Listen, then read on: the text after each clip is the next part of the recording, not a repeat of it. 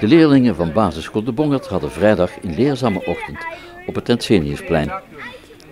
Boeren en tuinders gaven uitleg over hun producten. Wij zijn educatieboeren verenigd in Boerderij Educatie Limburg. En we willen scholen graag naar de boerderij of de tuinderij halen om schoolklassen ook echt belevend te laten leren over hoe dat voedsel, waar de producten vandaan komen, hoe dat het geteeld wordt. Dat ze meer kennis krijgen over de herkomst van het eten op hun bord. We willen graag de kinderen een stukje boerderijeducatie bijbrengen. Het is een evenement van smaak in Venray. En er is heel veel smaak hier in de regio.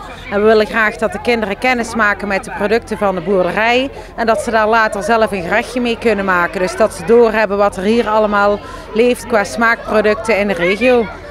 Nou ja, door bij te dragen aan smaak willen we graag nog meer uitdragen richting de scholen in Venray. Wat we doen en waar we voor staan. En dat een boerderijles echt heel leuk en leerzaam kan zijn. Natuurlijk kon er op smaak geproefd worden van melkproducten en verse groenten. Wat vond je het mooiste kraampje? De blauwbessenkraampje. Wat vond je daar zo mooi aan? Met het sapje en wat je er allemaal van kan maken. Weet je wat je ervan kan maken dan?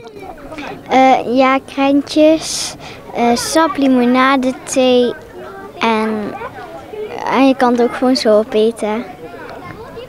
Wat heb je nou geleerd vandaag?